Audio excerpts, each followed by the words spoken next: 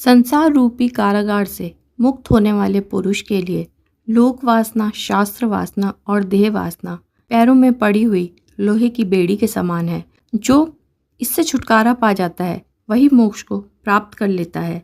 मन जैसे जैसे अंतर्मुख होता जाता है वैसे वैसे वह बाह्य वासनाओं को छोड़ता जाता है। जिस समय वासनाओं से पूर्णतः छुटकारा हो जाता है उसी समय आत्मा का अनुभव होने लगता है।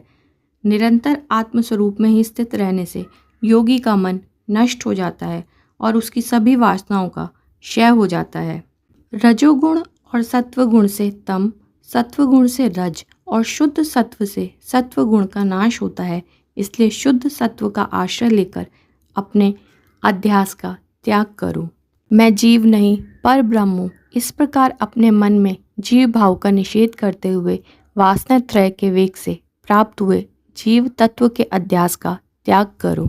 श्रुति, युक्ति और अपने अनुभव से आत्मा की सर्वात्मा को जानकर कभी ब्रह्म से प्राप्त हुए अपने अध्यास का त्याग करो।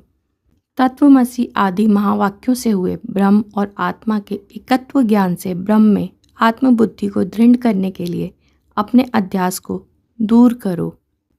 जब तक स्वप्न के समान जीव और जगत की प्रतीति हो रही है तब तक हे विद्वान अपने आत्मा में हुए इस अध्यास का निरंतर त्याग करते रहो।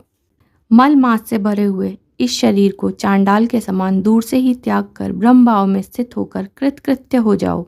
हे मुने, जैसे घटाकाश महाकाश में मिल जाता है वैसे ही जीवात्मा को परमात्मा में लीन कर कर सर्वदा अखंड भाव से मौन होकर स्थित रहो। जगत का अधिष्ठान जो स्वयं प्रकाश पर ब्रह्म है उस सत स्वरूप से स्वयं एक होकर पिंड और ब्रह्मांड दोनों उपाधियों को मल से भरे हुए बाण के समान त्याग दो। देह में व्याप्त हुई अहम बुद्धि को नित्यानंद स्वरूप चिदात्मा में स्थित कर लिंग शरीर के अभिमानों को छोड़कर सदा अद्वितीय रूप से स्थित रहो। यह दृश्य जगत सर्वथा मिथ्या ही है, इसकी क्षणिकता देखने में आती है, इसलिए यह अहम पदार्थ नहीं हो सकता। अतः इन क्षणिक अहंकार आदि को मैं सब कुछ जानता हूँ ऐसी प्रतीति कैसे हो सकती है। अहम पदार्थ तो अहंकार आदि का साक्षी है क्योंकि उसकी सत्ता सुषुप्ति में भी देखी जाती है। अहंकार आदि विकारी वस्तुओं के समस्त विकारों को जानने वाला नित्य तथा अविकारी ही होना चाहिए। मनोरथ, स्वप्न और सुषुप्ति काल में इन स्थूल सूक्ष्म दोनों शरीरों का अभाव बार बार स्पष्ट देखा गया है। अतः ये अहम पदार्थ आत्मा कैसे हो सकता है। इसलिए इस मांसपिंड और इसके बुद्धि कल्पित अभिमानी जीव में अहम बुद्धि छोड़ो और अपने आत्मा को तीनों कालों में आवंतित, अबाधित और अखंड ज्ञान स्वरूप जानकर शांति लाभ करो।